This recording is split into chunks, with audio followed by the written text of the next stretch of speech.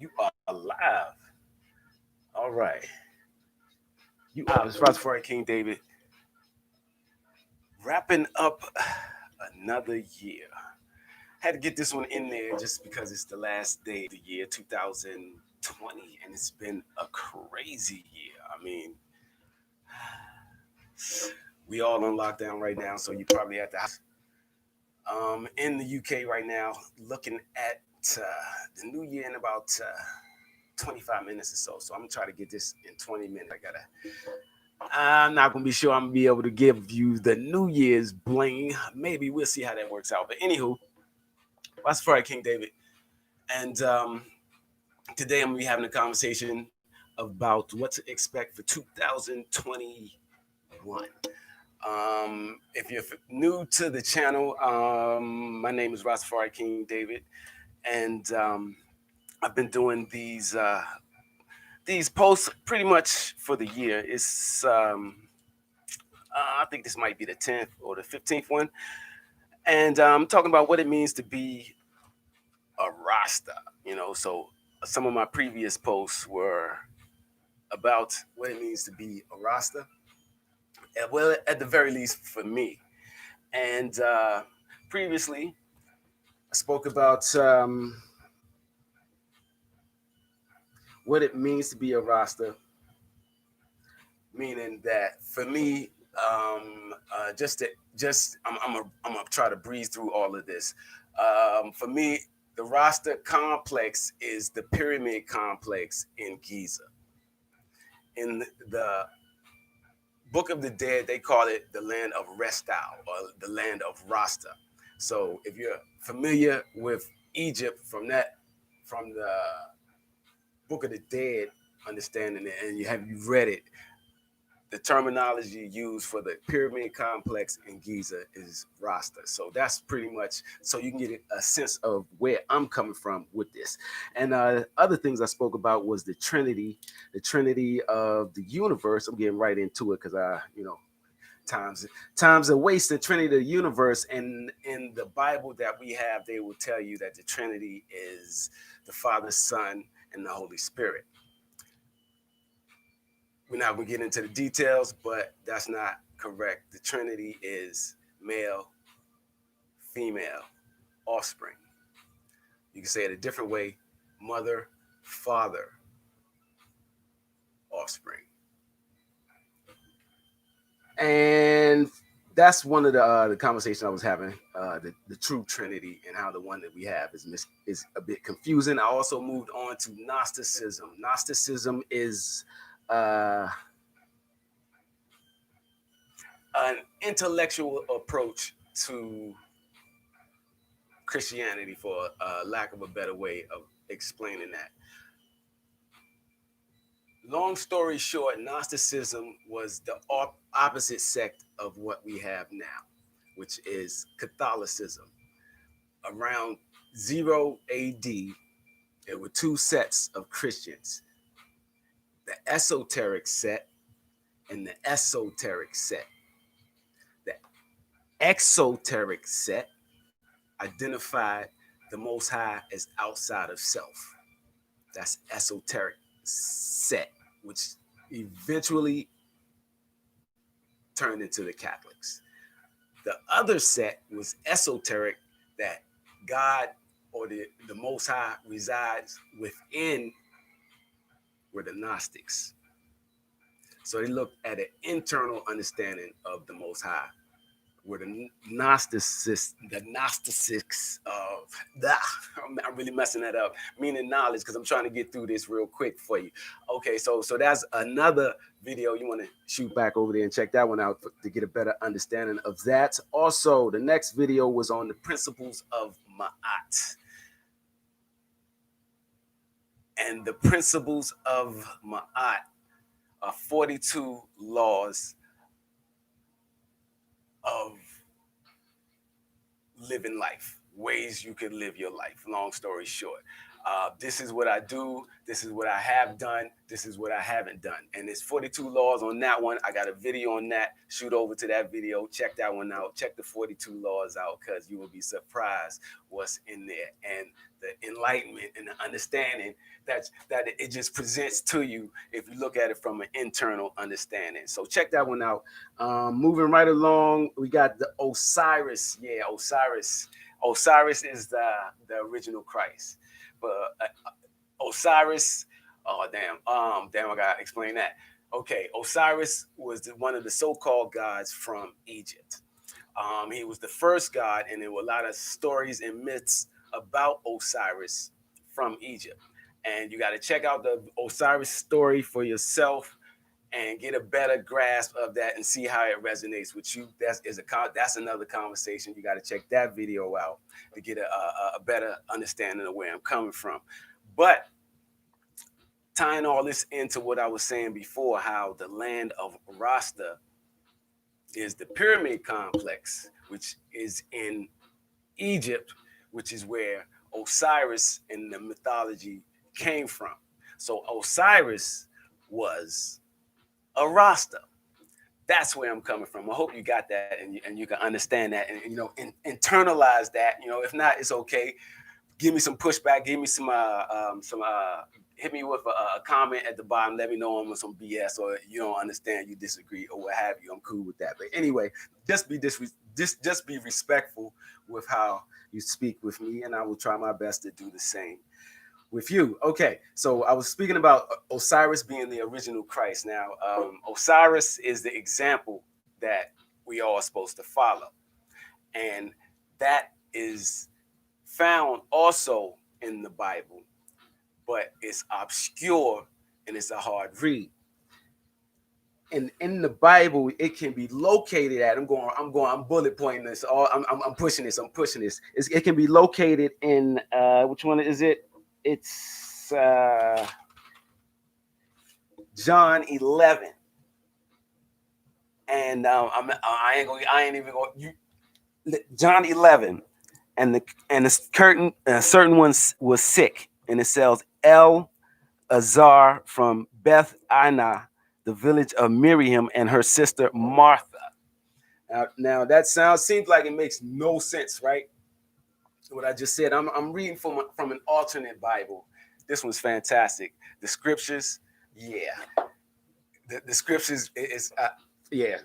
I think I got a video on the scriptures too, explaining about the name of God and how the names are confusing. This is the reason why we can't get a good sense of what we're reading, because the names have been warped, just like I just read. And one of the names I mentioned was El Azar. El means shining one. Azar means Ozar. Asar, Osiris. So when it says here, and a certain one was sick, El Ozire, El Azar, El Azire, or whatever they put in there in the translation that you got, is really the certain one was sick, and the person that was sick was Osiris. Now it's a whole 2 pages on El Azar and how he was resurrected from the dead. That's an analogy to the Osiris story from Egypt, which is the land of Rasta, like I was mentioning to you before. So it's also says in Beth Anna, in the village of Miriam and her sister Martha, which sounds really confusing, but the village of Miriam is Egypt. That's what Miriam is. So it's Osiris in Egypt, and he was sick. Read through the whole story, and you will see how Osiris comes back to life. I think I did a video on that one too. You want to check that one out. Okay, so moving right along, I'm trying to chop this up because we're looking at the end of 2020, and we're trying to get this in and get this out. Okay, so moving right along, the next thing I want to mention, I'm not sure if it's on this line, is Deuteronomy 28. Now, Deuteronomy 28 refers to the Israelites and their struggle, and it identifies who the precise Israelites are. And a lot of times we've given this word and we don't have a full understanding, or they don't give us the tools to understand the word that we're reading, right? And it says, and it shall be if you diligently obey the voice of the Most High, your Elohim, to guard to do all his commands, which I command you today, that I, the Most High, your Elohim, shall set you high above all nations of the earth. And all of the blessings shall come upon you and overtake you if you obey the voice of the Most High, your Elohim. Blessed are you in the city, and blessed are you in the field. Blessed is the fruit of your body, and the fruit of your ground, and the fruit of your livestock, the increase of your cattle and the offspring of your flocks.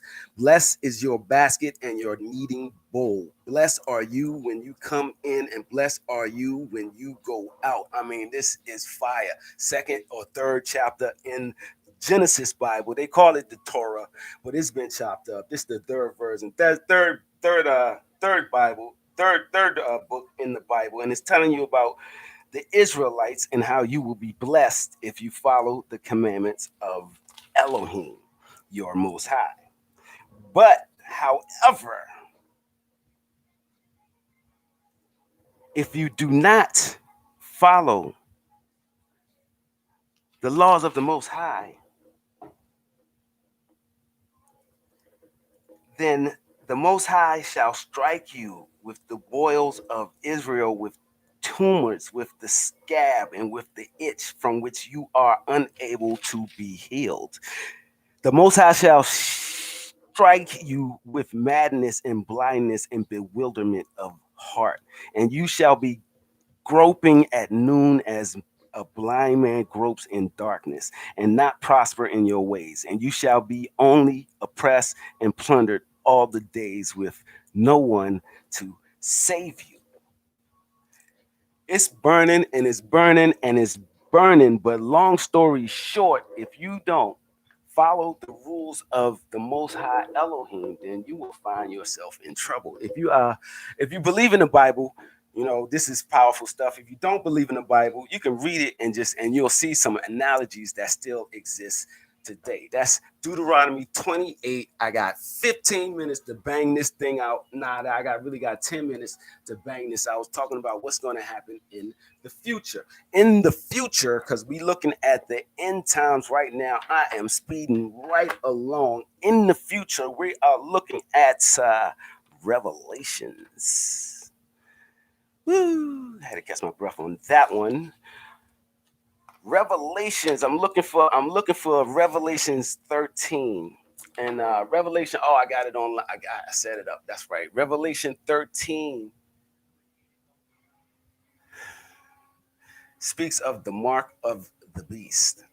I'm gonna read this to you. I might jump around a little bit because we cramped for time. And then it says, "Then I stood on the sand of the sea." This is Revelation, mark of the beast, 13. Then I stood on the sand of the sea, and I saw a beast rising up out of the sea, having 7 heads and 10 horns, and on its horns 10 crowns, and on its heads a blasphemous name. And now the beast which I saw was a leopard. His feet were like the feet of a bear, and his mouth like the mouth of a lion. The dragon gave him his power, his throne, and great authority. And I saw one of his heads as if it had been mortally wounded, and his deadly wound was healed. And all of the world marveled and followed the beast. So they worshiped the dragon who gave authority to the beast, and they worshiped the beast, saying, "Who is like the beast? Who is able to make war with him?" And he was given a mouth speaking great things and blasphemies. And he was given authority to continue for 42 months. Let's see. Okay, the beast is all over the place. That's Revelations 13. I'm looking for the here we go. There we go. There we go. We back to business. Okay. And he performs great signs that he even makes fire come down from heaven on earth in the sight of men. And he deceives those who dwell on the earth by those signs which he was granted to do in the sight of the beast, telling those who dwell on the earth to make an image to the beast who was wounded by the sword and lived. He was granted power to give breath to the image of the beast, and that the image of the beast should both speak and cause as many as would not worship the image of the beast to be killed. He caused all, this is a key point, he caused all, part, both small and great, rich and poor, free and slave, to receive a mark on their right hand or on their foreheads, and that no one may buy or sell except one who has the mark of the name of the beast or the number of his name. Here is wisdom. Let him who has understanding calculate the number of the beast, for it is the number of a man. His number is 666. Revelation 13, you can read that for yourself. But jumping right ahead, we're talking about W02020060606. This is a patent that was given this year to Microsoft. And they call this a cryptocurrency system using body activity data. This isn't conspiracy theory. I'm not making this up. I'm looking right at it. Publication number W0/2020/060606. Publication date 26/03/2020. Human body activated associated with a task providing to a user may be using in a mining process of a cryptocurrency system. If you're new to the game, cryptocurrency is what's going to be for 2021. A server may provide a task to a device of a server, which is communally coupled to the server. That means your body will communicate with computers. A sensor communicated, coupled to, or comprised in the device of the user may sense body activity of the user. Body activity data may be generated based on the sense body activity of the user. Remember, you're connected directly to the cryptocurrency system that communicates and coupled to the device of the user may be verified if the body activity data satisfies one or more conditions set by the cryptocurrency system and award cryptocurrency money to the user whose body activity data is verified. And the patent number is 060606. There you have it. And that's what they're giving to you when they give you your special medicine. So be weary, have faith in the Most High. Because here it go. Here it is. I just read it off to you. Understand that we are all part of the human race. And if you don't understand that,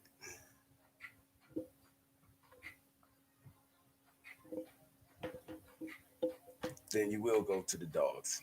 Straight up. That's what it is. That's what it is.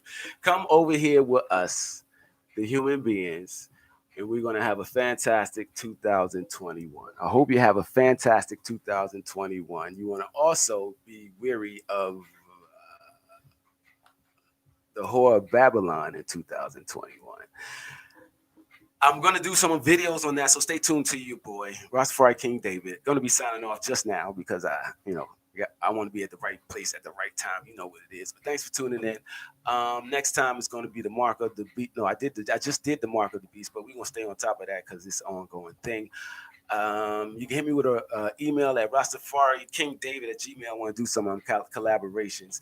Going to be on the radio tomorrow on brand new, early in the morning, 9 a.m. in the new year, Hills FM 98.6.